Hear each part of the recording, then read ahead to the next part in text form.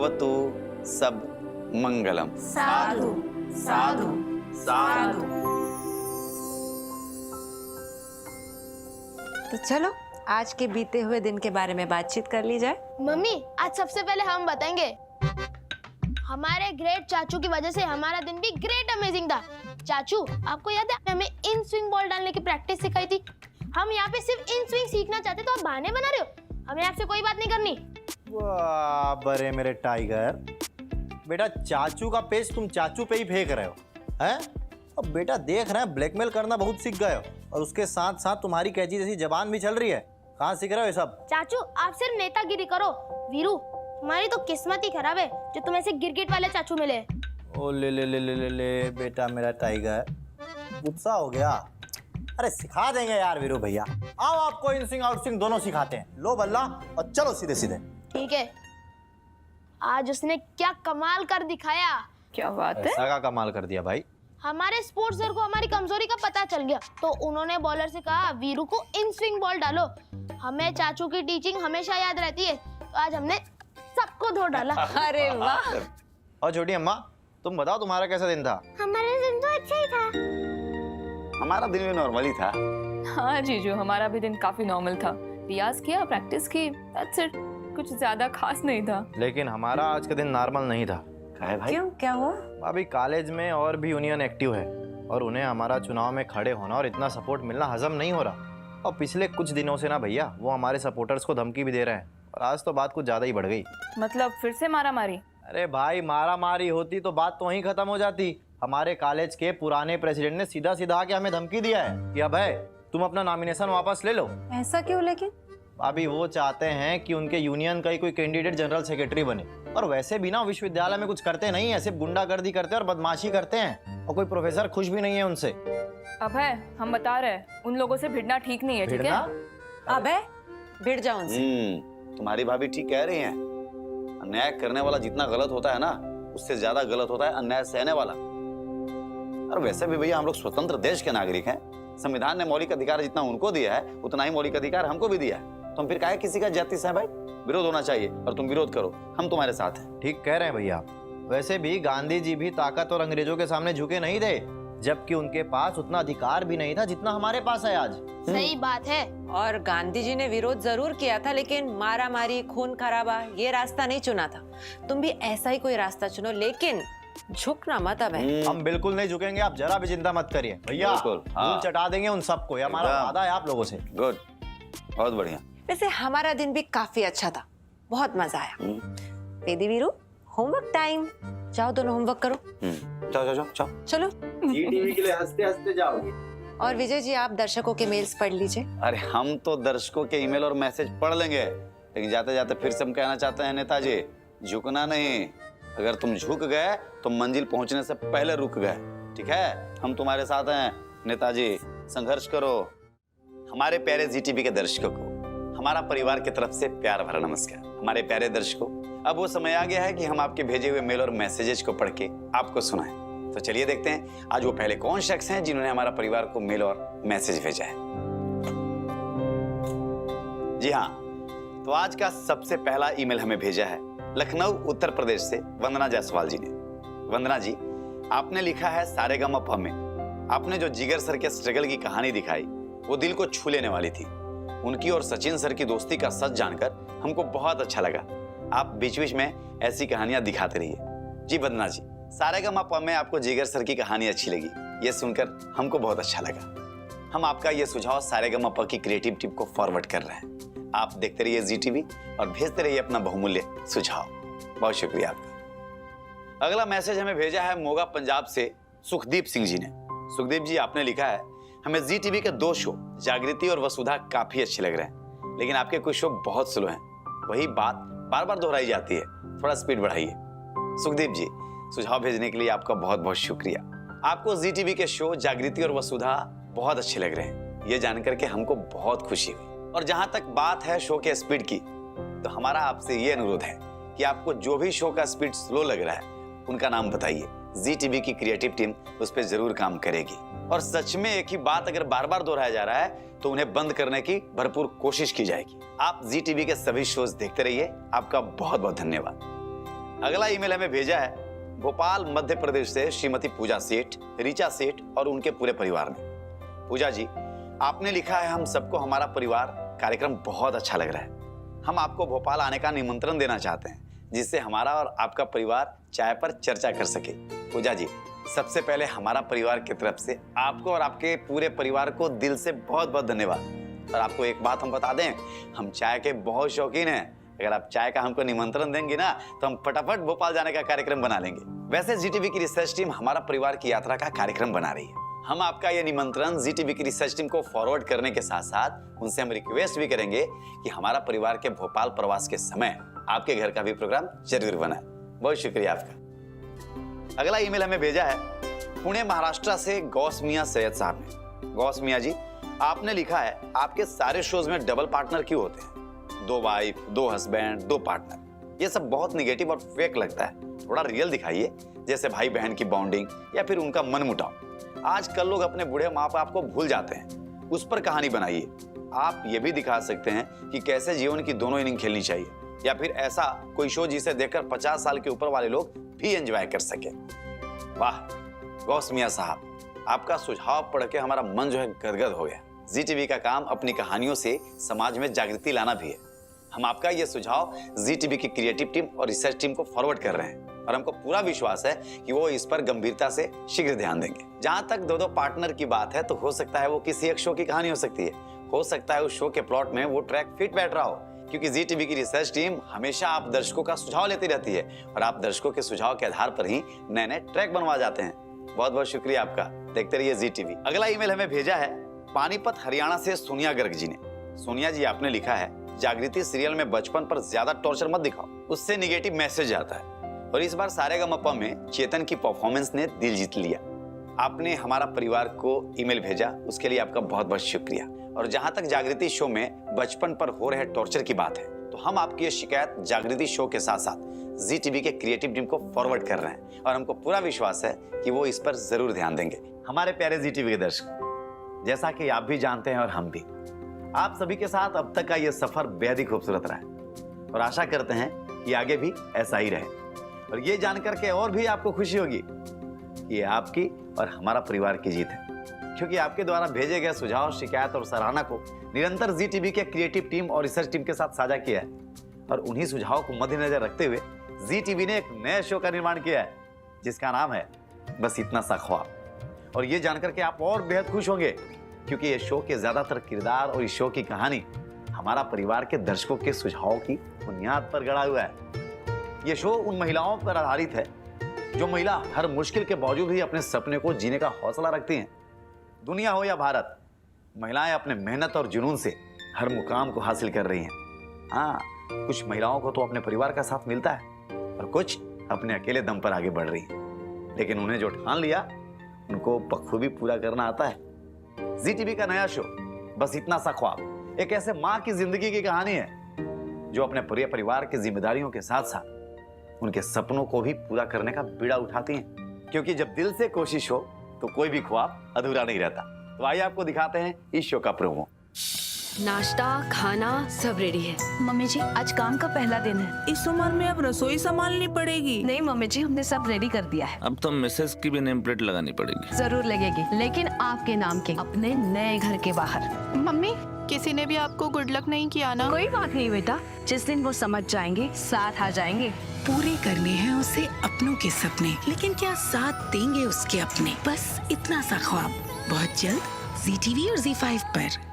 हमारे प्यारे जी टीवी के दर्शकों, अब आपके भेजे हुए मेल और मैसेज पढ़ने से हम यहीं विराम लेते हैं। आप इसी प्रकार जुड़े रहिए जी टीवी के साथ, और भेजते रहिए अपने सुझाव, अपनी शिकायत, अपनी प्रशंसा और अपने विचार हमारा परिवार के व्हाट्सएप और ईमेल पर। और साथ ही साथ आप अपने सुझाव, अपनी शिकायत वीडियो मैसेज के जरिए भी हमारा परिवार के मेल और व्हाट्सएप पर भेज सकते हैं। तो चलिए आज जी टीवी पे प्रसारित होने वाले सारे शोज की जानकारी आपको फटाफट दे देते हैं। तो सबसे पहले शाम 7 बजे देखिए जी टीवी का एक बेहतरीन शो रब से दुआ। तो आइए आपको दिखाते हैं इस शो की कुछ झलकियां। मन्नत ने किसी अली नाम के आदमी को 2 लाख रुपए ट्रांसफर किए हैं। IFSC कोड से पता चल रहा है कि ये अकाउंट बिहार का है। ये तो वही तारीख है जिस दिन घर में सांप घुस आया था अपी। अली और सांप का कोई तो कनेक्शन है। अगर हमारा शक सही है तो फिर अली का मिलना एक बहुत ही पक्का सबूत साबित हो सकता है। मन्नत को जेल जाने से कोई नहीं रोक सकता।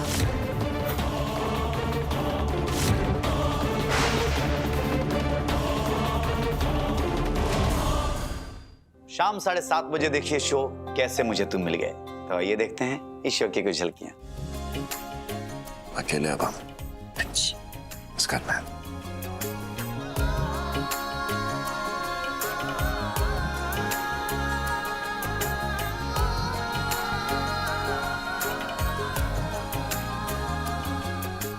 The dream life is going to begin for Rajiv Shekhawat. आप कृपया तैयार रहिए, लुटेरा आ रहा है।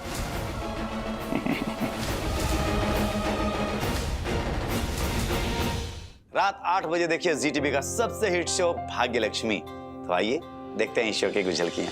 आज तुम ऋषि के साथ क्वालिटी टाइम स्पेंड करोगी। कैसे भी करके तुम उसे अपने बेडरूम में लेकर जाओगी और पूरी रात बेडरूम में उसके साथ निकालोगी। सोसाइटी के लिए ऋषि और मलिश्का हस्बैंड वाइफ है, द रियल कपल। मलिश्का, तुम्हें आज कैसे भी करके ये करना ही होगा। बलविंदर का बार बार मलिश्का के आसपास होने का इत्तेफाक नहीं हो सकता। कुछ तो बड़ी बात है। रात 8:30 बजे देखिए शो जागृति एक नई सुबह। तो आइए देखते हैं इस शो की कुछ झलकियां। तू जल्दी जा बेटा, वरना बहुत देर हो जाएगी। जग्गू, पहले उपवास तो तोड़ ले। पहले माँ को ये रक्त से सूत्र बांध देते हैं, उसके बाद हम व्रत तोड़ लेंगे ना। माँ को छठी मैया के आशीर्वाद की बहुत जरूरत है।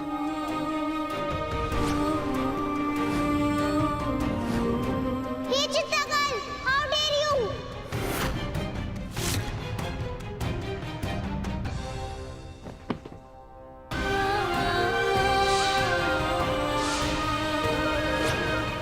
रात 9 बजे देखिए जी टीवी का एक लाजवाब शो कुमकुम भाग्य। तो आइए आपको दिखाते हैं इस शो की कुछ झलकियां। सच में मुझे ऐसा ही लग रहा है कि मैं तुम्हें खो रही हूँ। कोई मुझे नहीं खो रहा है मोनिश, और मैं कोई चीज नहीं हूँ कि कोई मुझे खो दे। मुझे तुमसे शादी करनी है।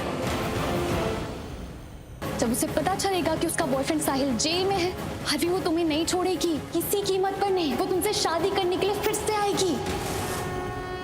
रात 9:30 बजे देखिए शो जाने अनजाने हम मिले। तो आइए आपको दिखाते हैं इस शो की कुछ झलकियां।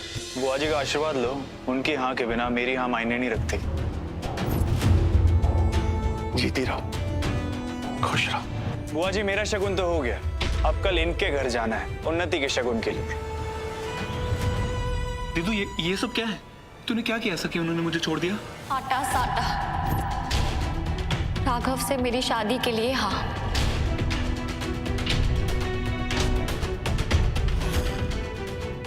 रात 10 बजे देखिए जी टीवी का एक और प्यारा शो कुंडली भाग्य। तो आइए आपको दिखाते हैं इस शो की कुछ झलकियां। और एक बार उसे सब याद आ गया तो उसे कुछ हासिल नहीं होगा, उल्टा वो सब कुछ खो देगी। वो कोमा में चली जाएगी, अपनी लाइफ से हाथ धोएगी और हमें हमें कुछ मिल जाएगा। मेरी यादों में पता नहीं कोई तो पुराना वक्त दे गई। मेरे माइंड में अजीब सा प्रेशर बिल्डअप हुआ और मैं बेहोश हो गई। पता नहीं मैं क्यों बार बार बेहोश हो जाती हूँ। रात 10:30 बजे देखिए हमारी प्यारी वसु को शो वसुधा में। तो आइए देखते हैं इस शो की कुछ झलकियां। एक बार जब वो गवारन यहाँ से जाए ना, तो दोबारा अपने बाप से मिल ना पाए। चिंता ना करो मैडम, उस गवारन की शक्ल इस घर में कोई दोबारा ना देख पावे। उस दिन आपने मासा के सामने वसु की बेइज्जती की थी, आज आपको उन्हीं के सामने वसु से माफी मांगकर उसे ये लहंगा वापस करना होगा। माफी तो हमारी जूती भी ना मांगेगी। सारिका, अगर माफी नहीं मांगनी तो बांधो अपना सामान और निकल जाओ इस घर से। हमारे प्यारे दर्शकों, मजा आया ना? तो देखते रहिए जी टीवी, क्योंकि प्यार से भरा संसार दिखाएगा हमारा परिवार। हाँ जी बेटा, बताइए। हाँ पापा। बोलो। हेलो।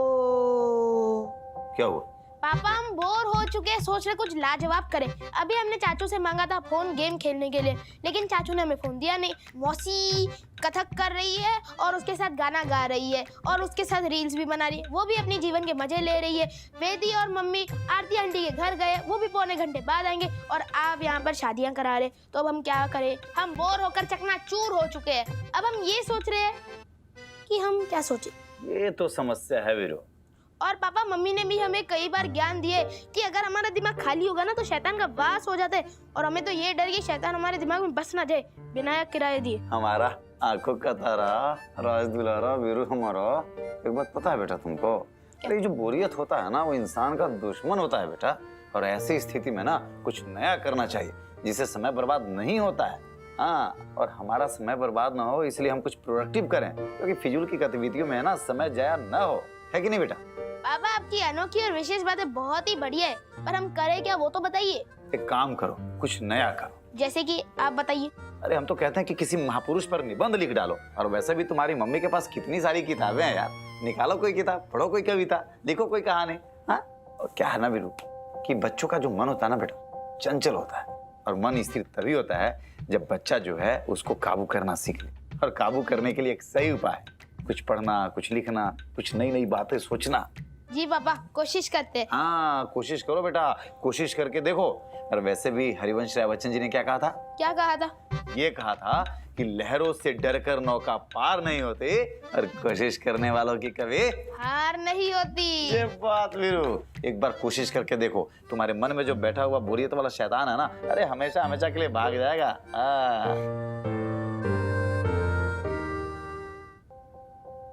अभय, अभय, कुछ कह रहे ना, हम फोन पे पड़े रहते हो पूरा दिन। सुनो हमारी बात। बोलो। तुम्हारी फिक्र है इसलिए बता रहे हैं, ठीक है? तुम्हें ना अपने गुस्से पे कंट्रोल रखना चाहिए। कोई भी आता है तुम्हें उकसा के चला जाता है, अपने मस्तिष्क को ना थोड़ा ठंडा रखो, चिल्ड रखो, शीतल रखो, समझ रहे हो? मारपीट की नौबत नहीं आएगी भाई। और वैसे भी उन लोग जानते हैं कि पूरा विश्वविद्यालय हमारे सपोर्ट में खड़ा है। अरे हाथ नहीं लगा सकते, चू नहीं कर सकते हमें। और अगर कर दिया चू तो चा कर देंगे। और इसको चूचू चूचू करना, अपना चूचू चूचू करे, हम अपना चाचा चाचा करेंगे, हम अपने रास्ते से चूचू करेंगे, वो अपने रास्ते चाचा चाचा करेगा। चाचू वो लोग चू चू चू चू कर सकते हैं, हमने देखा है, वो बहुत खतरनाक है। गलियों में दुदू दुदू दुदू करके मोटरसाइकिलें चलाते रहते हैं। बेटा तुम्हारे रहते हमें कोई हाथ भी नहीं लगा सकता, तुम्हारे गदाधारी भीम हो भाई। अगर कोई भी आएगा ना तो हमारे बगलिया में गदा लेके हनुमान जी की तरह खड़े हो जाना। आओ, समझ गया ना? जी चाचू। ओए नीचे बैठो। अरे सही कह रहा है वो, खतरनाक लोग हैं वो। तुम्हें थोड़ा सतर्क रहना चाहिए, अलर्ट रहना चाहिए, ठीक है? अपने दोस्तों के साथ घूमना चाहिए। कुछ नहीं होगा भाई हमें, कुछ होगा तो बन लेंगे, इतना हल्का नहीं हमारा बनारस में। 1 घंटे से बैठे बैठे हमारा भेजा खा रही हो, खोपड़ी खा रही हो। क्या खोपड़ी वोपड़ी खा लेंगे? नाश्ता कम पड़ गया है क्या? और क्या लगा देंगे दिखा देंगे चल रहा है तुम लोगों का? अरे नहीं भाभी, हम तो ऐसे ही गप्पे लड़ा रहे थे। आप बताइए जी टीवी के दर्शक कैसे हैं, और रिसर्च अच्छी चल रही है कि नहीं चल रही है? हाँ? दीदी हाँ?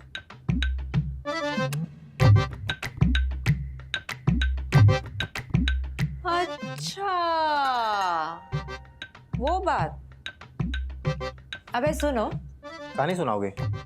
कौन सी सुनाओगे? अब किसकी सुनाओगे? हाँ? गीतांजलि ग्रंथ पर नोबेल पुरस्कार प्राप्त करने वाले गुरु रविंद्रनाथ टैगोर जी के जीवन का एक सच्चा प्रसंग सुनाती हूँ, और उसके पीछे एक रीजन है। क्या रीजन है? अरे सुनोगे तो पता चलेगा ना, पहले सुनो तो सही। चलिए। गुरु रविंद्रनाथ टैगोर लेखन कार्य के लिए एकांत की तलाश में रहा करते थे।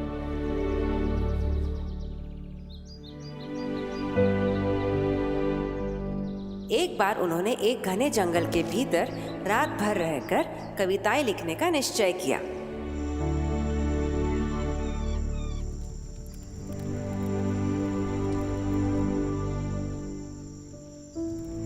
शाम से ही गुरुदेव वहां बैठकर नई कविताओं के विषयों पर विचार करने लगे, पर देर रात तक कोई ऐसा विचार नहीं आया जिससे संतुष्ट होकर वे कविता लिख पाते। लगभग आधी रात को तारों से भरा आकाश देखते हुए गुरुदेव के मन में नया विचार कौंधा और उन्होंने कलम उठा ली।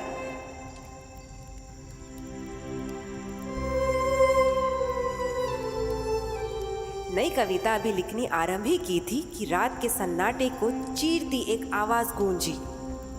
ठहरो। गुरुदेव ने उस ओर देखा तो एक डाकू हाथ में गड़ासा लेके खड़ा हुआ था। उसकी लाल लाल आंखों में दुनिया भर का गुस्सा भरा था। रात के वक्त किसी का भी जंगल में आना उस डाकू को पसंद नहीं था।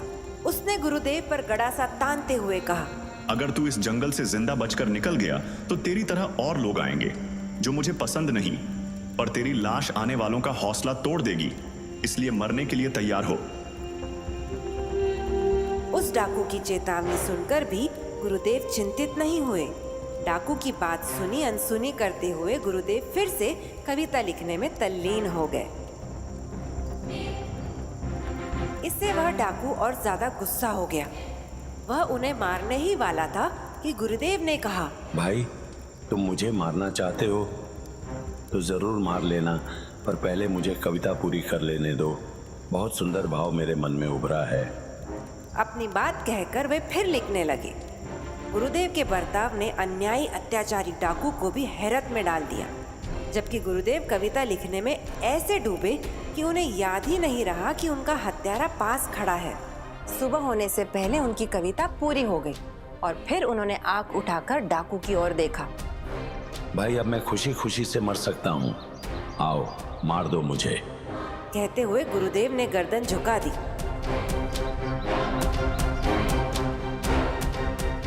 पर डाकू वही खड़ा रहा। उसने अपना गड़ासा फेंक दिया और गुरुदेव के चरण पकड़ के गिड़गिड़ाते हुए अपने बुरे बर्ताव की क्षमा मांगने लगा और गुरुदेव से अपने बुरे जीवन से उबरने के उपाय पूछने लगा। यहाँ कहानी खत्म। क्या बात है। गुरु महाराज जी ने कितनी बड़ी सीख दी है भाभी।